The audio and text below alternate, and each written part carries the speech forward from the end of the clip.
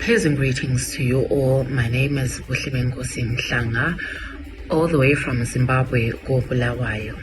It is a pleasure to be with you this moment in time to present my speech, building respectful and secure environments.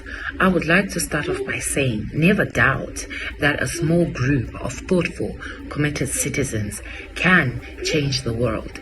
Indeed, it's the only thing that ever has, and we don't have to sacrifice a strong economy for a healthy environment.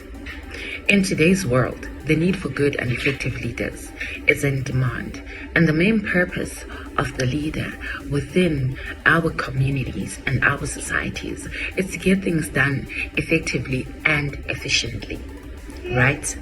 I would like to say the purpose is to make others transform values into action, vision, into realities, obstacles, into innovation, and last but not least, risk into rewards.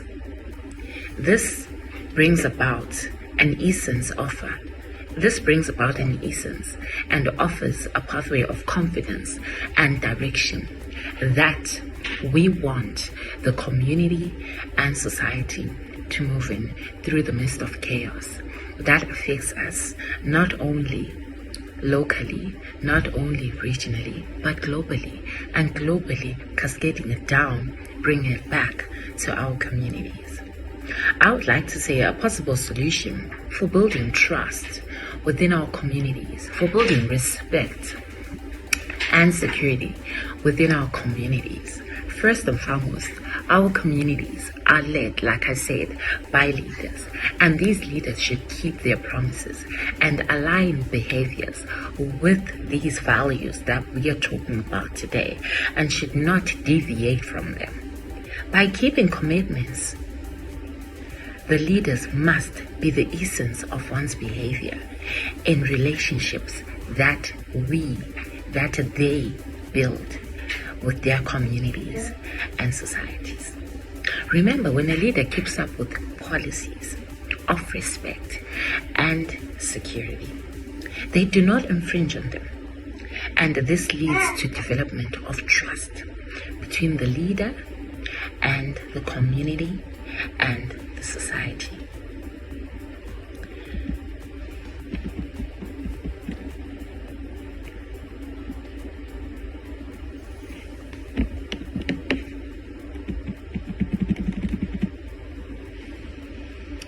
Any wrongdoing regarding misbehavior by the leader pertaining what he or she would have promised the communities and the societies according to the policies that are written down. It then brings about a question to say, okay, what then happens? But we are saying that let us maintain that. Let us maintain the growth of respect and security. Furthermore, respect is accompanied by a leader who is accountable for their failures. A leader should then have the courage to accept his or her failures, and rather than imposing them on someone's shoulder, they should learn as well from mistakes and improve themselves as a leader. Because remember, as a leader, the communities and society looks up to them. Because the minute they impose those wrongdoings on someone else, it then imposes a wrong and poor role. Then the communities lack that confidence in them. And for me, the last solution when it comes to respect is to say, combat the problem of lack of communication between the leaders and the community. Schedule meetings, have discussions at regular intervals in order to know each other. What is going on? What is lacking in order for them to develop that sustainable environment? Because remember, the key factors here are respect and security. Those are the things that bring about a sustainable community. Right. I would also like to say that the success of any community is to create to create a positive and respectful environment that encourages communication and commitment of all its members. Safety is the experience of being protected from danger, right? Within a safe environment, we then can relax and be ourselves, and because we know that our well-being is secure, we feel free to take manageable risks towards growth and change. That is essential for our communities. When you begin to talk about your life in a safe environment, healing naturally begins to happen. Because as human beings, we all have got that aspect that we need to heal. One way or the other, we've got things that we don't talk about, that at some point in time we need to heal. Hence, if we are not in a secure environment, we cannot heal. No matter what the challenges one has, it is important to create a safe and secure environment that allows you to heal. Let me ask you something. Have you ever imagined what it would feel like to have the stress of the trauma lifted so you feel free to live your life, to be your own self, to make your own choices? This is when I'm saying begin to explore opportunities. Begin to explore possibilities. Bringing it down to say that at some point in time we need to heal. Hence, if we are not in a secure environment, we cannot heal. No matter what the challenges one has, it is important to create a safe and secure environment that allows you to heal. Let me ask you something. Have you ever imagined what it would feel like to have the stress of the trauma lifted so you feel free to live your life, to be your own self, to make your own choices? This is when I'm saying begin to explore opportunities. Begin to explore possibilities.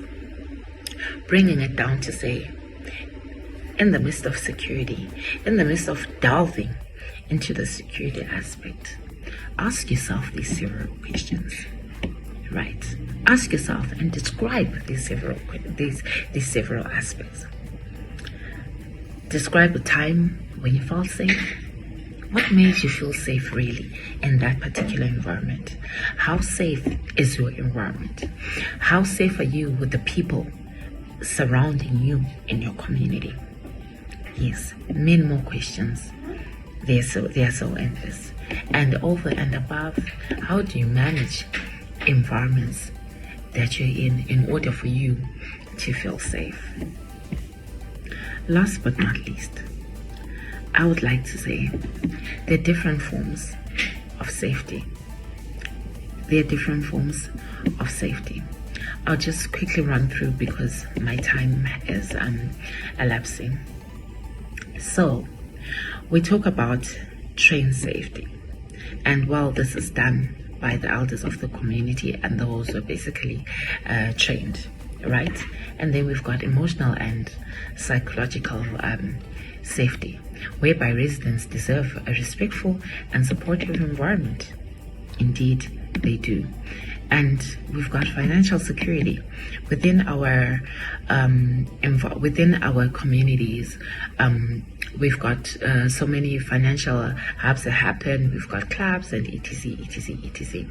Right. What I'm saying is residents have the rights to understand financial obligations, not only within the community clubs, but within the clubs, within financial law. What I talk of financial law, I talk of bills, bills, etc. Everything that happens, that is brought down by the leader. It can be the ward councillor and stuff like that. So My ending words are: the only true and lasting security is the one that contains itself with the protection of the people, their welfare, no less than their opportunity to lead healthy and productive lives in an environment that encourages them to attain their full potential as human beings. Thank you.